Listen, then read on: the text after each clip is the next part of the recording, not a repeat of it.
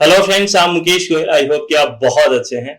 और फ्रेंड्स, आज जो हम बात करने वाले हैं अपनी यूनिट है पीपल डेवलपमेंट एंड इन्वायरमेंट, यानी कि लोग, विकास और पर्यावरण के बारे में आज हम बात करने वाले हैं। यूनिट का क्या नाम है? पीपल यानी कि लोग, डेवलपमेंट यानी कि विकास और इन्वायरमेंट यानी कि पर्यावरण। ठीक है।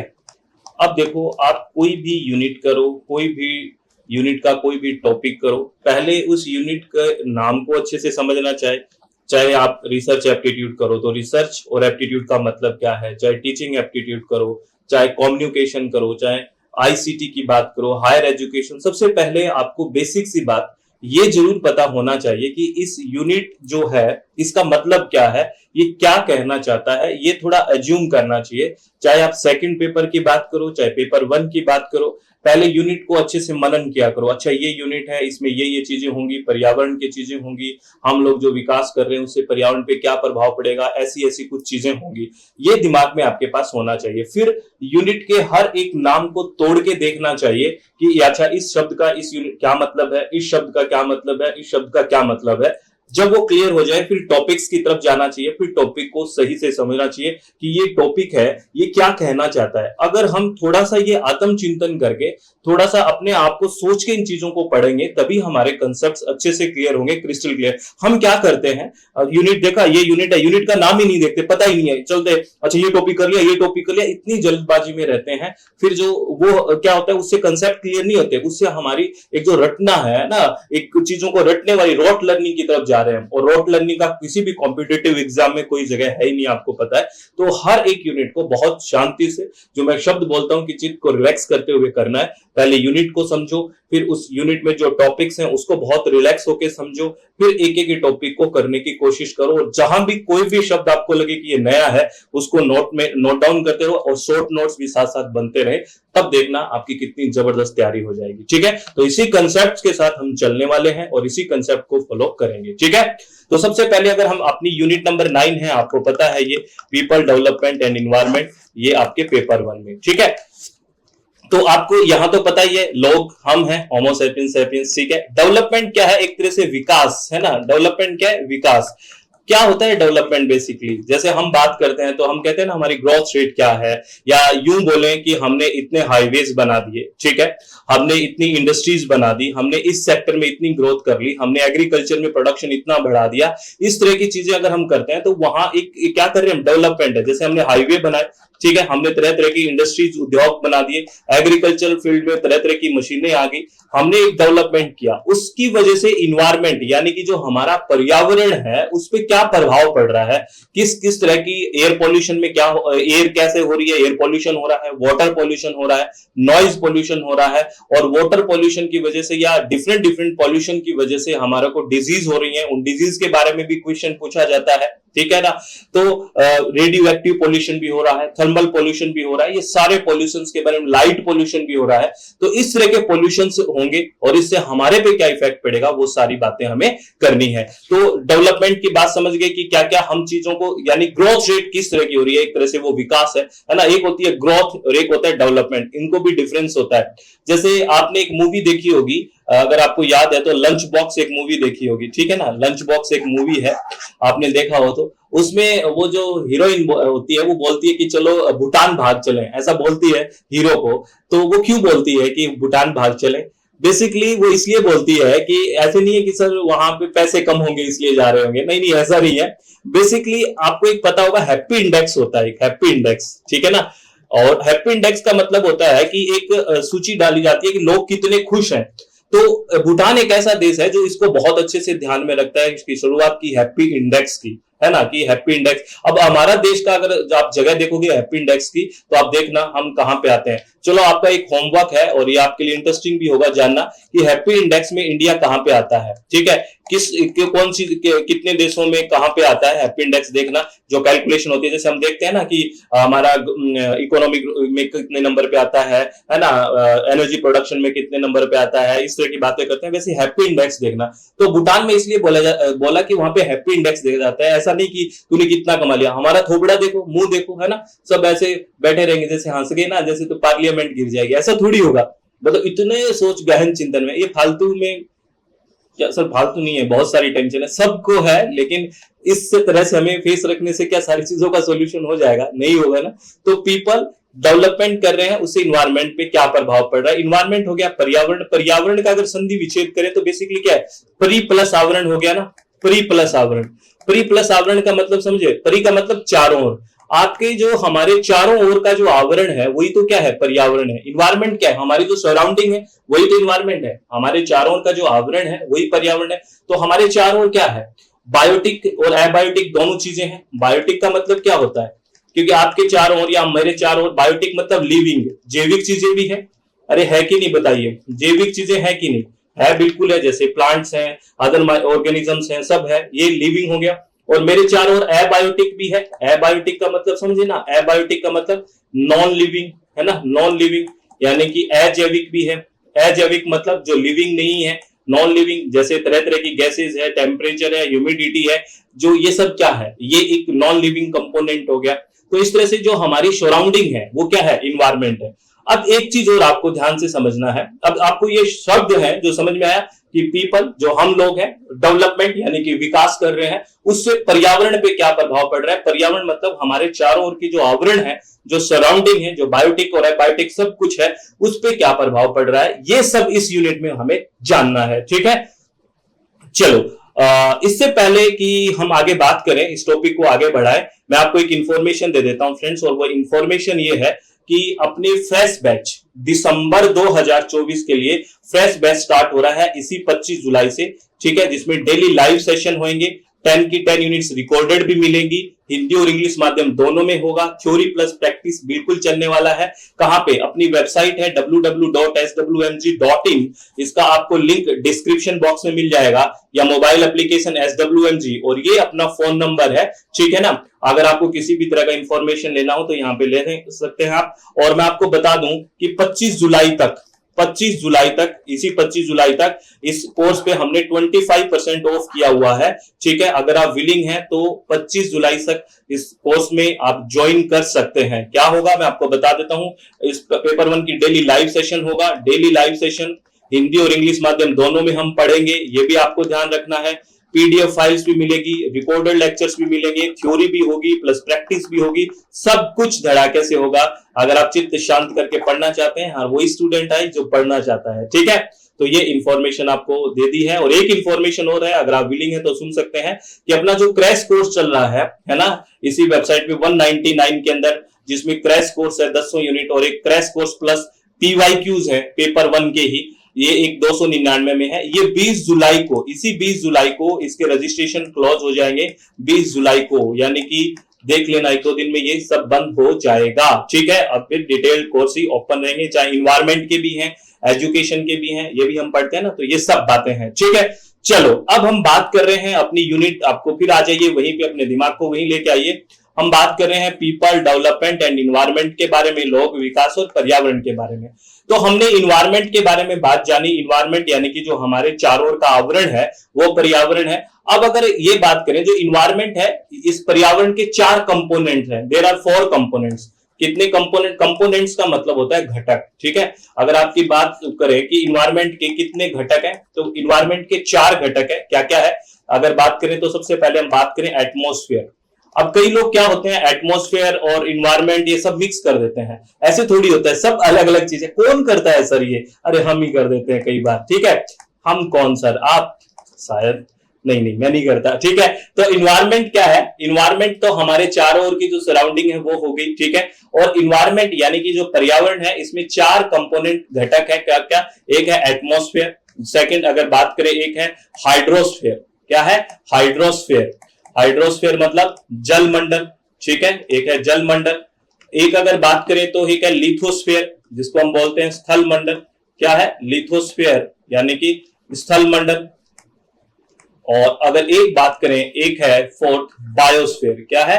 बायोस्फेयर। बायोस्फेयर यानी कि जैव मंडल। ठीक है, ये चारों के चारों जो स्फेयर है, मंडल है, ये मिलके क्या बनाते हैं? एक इन्वायरमेंट बनाते हैं, यानी कि there are 4 component of environment.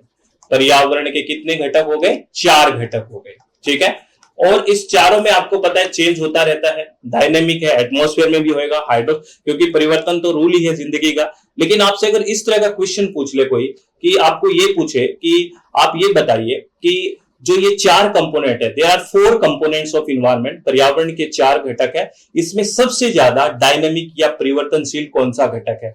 आपको पास 4 ऑप्शन है, 1 2 3 4। आपको ये बताना है कि ये 4 घटक है इन्वायरमेंट के, एटमॉस्फेयर, हाइड्रोस्फीयर, लिथोस्फीयर और बायोस्फीयर, इन चारों में मोस्ट डायनामिक या सबसे ज्यादा परिवर्तनशील कौन सा है?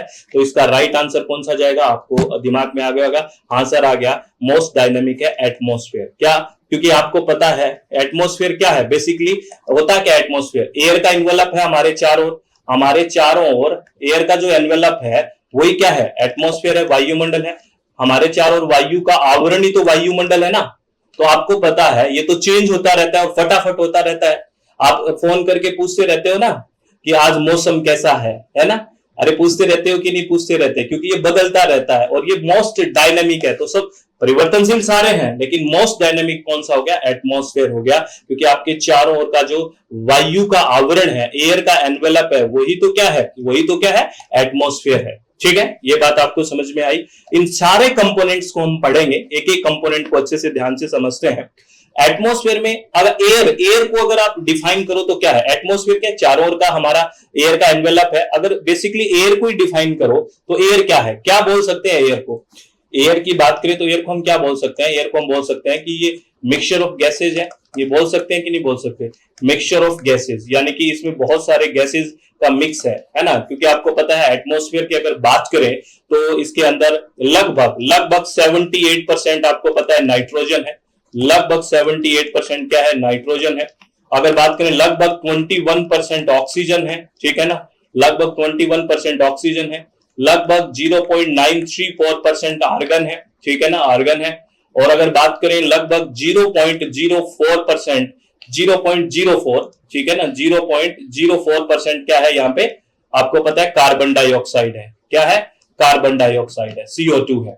ये बेसिकली हम और भी बहुत सारी गैसेज है, लेकिन मैक्सिमम गैसेज की बात करें तो सबसे ज्यादा एटमॉस्फेयर में कौन सी गैस है? नाइट्रोजन है। एटमॉस्फेयर की बात कर रहा हूं, ठीक है, याद रखना, ब्रह्मांड की बात नहीं कर रहा, एटमॉस्फेयर की। ब्रह्मांड में कौन सा है? यूनिवर्स में सबसे ज्यादा तो हाइड्रोजन है। मैं बात कर रहा हूं एटमॉस्फेयर की। एटमॉस्फेयर में सबसे ज्यादा नाइट्रोजन हो गया लगभग 78%, ऑक्सीजन 21%, ऑर्गन 0.93% और ऑक्सीजन 0.04%, कार्बन डाइऑक्साइड 0.04%। ये प्रतिशत में है सारा, प्रतिशत 100 में, याद रखना परसेंटेज में है। ठीक है, तो अगर आपसे देखो एक चीज देखो, प्रकृति जो भी चीज करती है वो बहुत सोच समझ के करती है और प्रकृति को हम ही खराब कर रहे हैं बेसिकली। आप यहां चीज देखिए, यहां ऑक्सीजन से लगभग 4 गुना है नाइट्रोजन, ऑक्सीजन से लगभग 4 गुना नाइट्रोजन है। ऐसा क्यों किया होगा प्रकृति ने? आपको लगता है कि ऑक्सीजन बना देता ज्यादा अच्छा होता? नहीं रे, नहीं। क्यों नहीं है?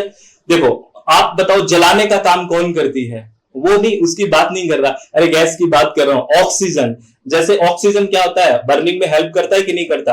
इमीडिएट बर्निंग में। जैसे आप बताओ, यहां ऑक्सीजन है, हाँ है, यहां भी ऑक्सीजन है, यहां भी ऑक्सीजन है, और मैंने तिल्ली लगाई तो सब जगह आग लग जानी चाहिए, क्योंकि ऑक्सीजन ऑक्सीजन ऑक्सीजन ऑक्सीजन है।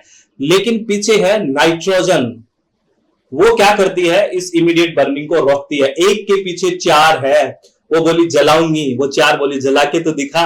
ठीक है, तो देखो प्रकृति कितनी संतुलित है, आप इस बात को समझिए। ठीक है, तो ये ध्यान रखना है। और दूसरी बात, आपको एक बात और बता दूं कि नाइट्रोजन है, ये इतना महान काम तो है ही। दूसरा, आपने चिप्स के पैकेट्स देखे होंगे, चिप्स खाते होंगे, और कई लोग बोलते हैं ये हवा बेचते हैं चिप्स वाले। अरे हवा नहीं बेचते, बेसिकली क्या होता है, उसमें नाइट्रोजन गैस होती है, तो उसमें कंटेमिनेट नहीं होने देता। वो नहीं देखा आपने, पैकेट से हवा निकाल दो, पैकेट से हवा निकालने के बाद उसमें हवा नहीं बचेगी, देखोगे नाइट्रोजन की निकल जाने की वजह से चिप्स लाल लाल हो जाती है, कंटेमिनेट हो जाता है। तो फूड को कंटेमिनेट होने के लिए भी बचाता है नाइट्रोजन। ये भी आपको ध्यान रखना है, ये वेरी वेरी वेरी इंपॉर्टेंट है, ये आपके पेपर में पूछा जा सकता है। तो अब हम बात कर रहे हैं ना कंपोनेंट्स में, तो एटमॉस्फेयर की सबसे बात करी पहले, ठीक है ना, मिक्सचर ऑफ गैसेज, ये सारी गैसेज होगी। अब एक क्वेश्चन यहां से यूजीसी ने आपसे पूछा, और ये क्वेश्चन क्या पूछा, देखिए एक क्वेश्चन बताता हूं आपसे। ये क्वेश्चन पूछा कि आपको ये बताना था कि एटमॉस्फेयर में नाइट्रोजन कितने ppm है, कितने ppm है, ये क्वेश्चन था। ठीक है ना, एटमॉस्फेयर में नाइट्रोजन कितने पीपीएम है, यानी पीपीएम का मतलब होता है पार्ट्स पर मिलियन। तो ऑप्शंस दिया हुआ था, पहला ऑप्शन दे दिया जैसे 7.8% 7.8 दे दिया, सेकंड दे दिया 78 है ना, तीसरा दे दिया यानी कि सी ऑप्शन दे दिया 78000 और डी ऑप्शन दे दिया 78000। अब बेसिकली क्या हुआ, अब बहुत सारे लोग उठे और बोलो रे ये तो सर ने पढ़ाया था, चलो एक और ई ऑप्शन बना देते हैं 7 8 1 2 3 4 5। बहुत सारे स्टूडेंट आए, ये तो हमने ना मुकेश सर पढ़ा रहे थे, गोयल सर उसमें पढ़ा रहे थे और सीधा बताया था कि नाइट्रोजन की सबसे ज्यादा मात्रा होती है 78% होती है और पावर ऑफ दी 78%। कितने इजी क्वेश्चन है। अरे बॉली बूझ, यहाँ पे पीपीएम पूछा है, पीपीएम, यहाँ पे प्रतिशत नहीं पूछा। अगर प्रतिशत पूछता तो 78% होता।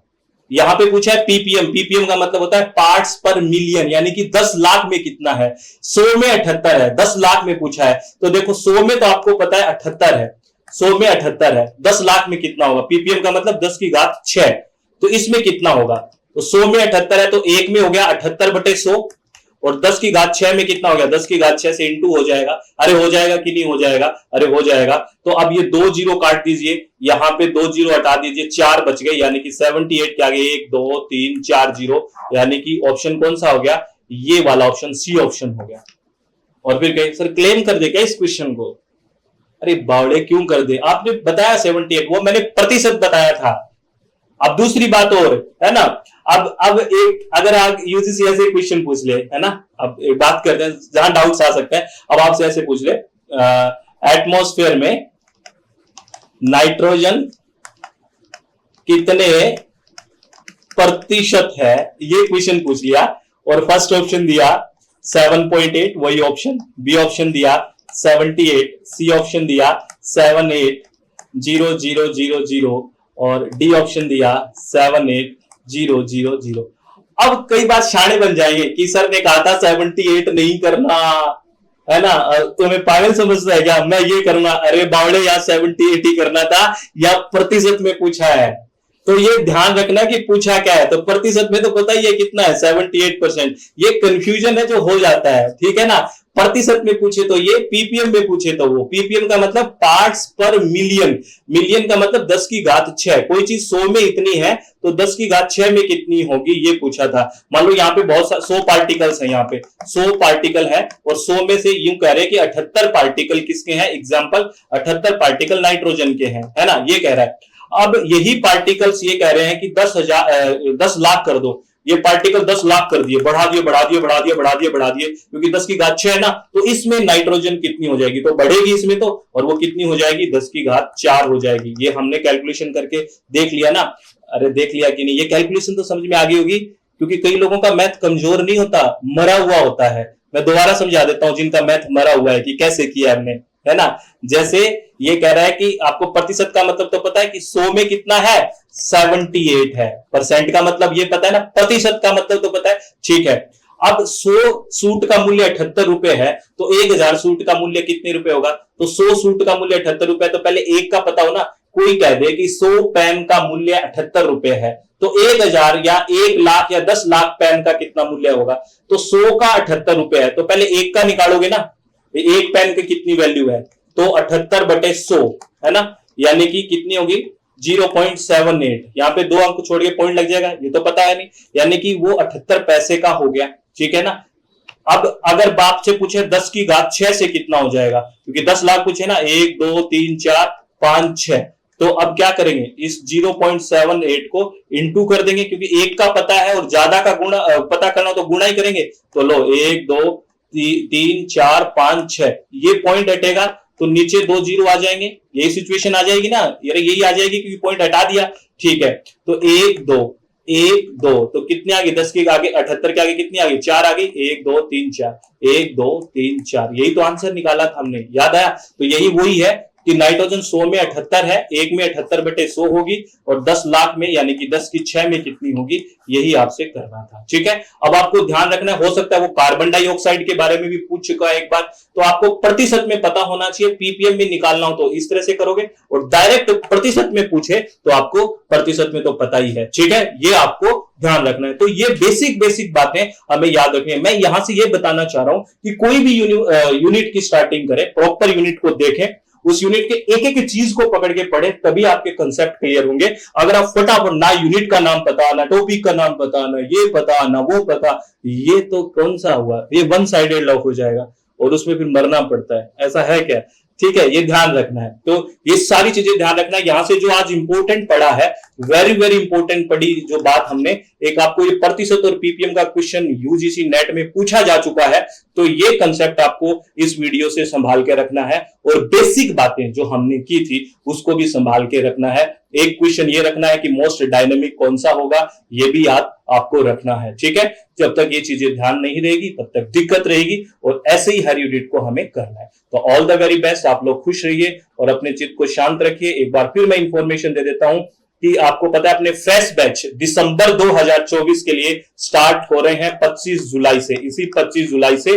ठीक है, और आप अपने डिस्क्रिप्शन बॉक्स में अपने वेबसाइट का लिंक है www.swmg.in, मोबाइल एप्लीकेशन SWMG, और ये अपना कॉन्टैक्ट नंबर है। ठीक है, इस पे आप कोई डिटेल लेना चाहो तो ले सकते हैं। और आपको बता दूं 25 जुलाई को पहली लाइव सेशन होगा, और 25 जुलाई तक हमारे ऑफर दिया हुआ है 25% ऑफ दिया हुआ है फीस में पेपर 1 की, जिसमें डेली लाइव सेशन होंगे, 10 के 10 रिकॉर्डेड वीडियोस भी होंगी, पीडीएफ फाइल होगी, हिंदी और इंग्लिश दोनों माध्यम में भी होगा। ये आपको ध्यान रखना है। और हाँ, जो अपना क्रैश कोर्स चल रहा है 199 में और 299 में पेपर 1 का, और इन्वायरमेंट साइंस और एजुकेशन का जो रिविजनरी कोर्स चल रहा है वो 20 जुलाई को बंद हो जाएगा। ठीक है, 20 जुलाई को, यानी कि 1-2 दिन में बंद हो जाएगा।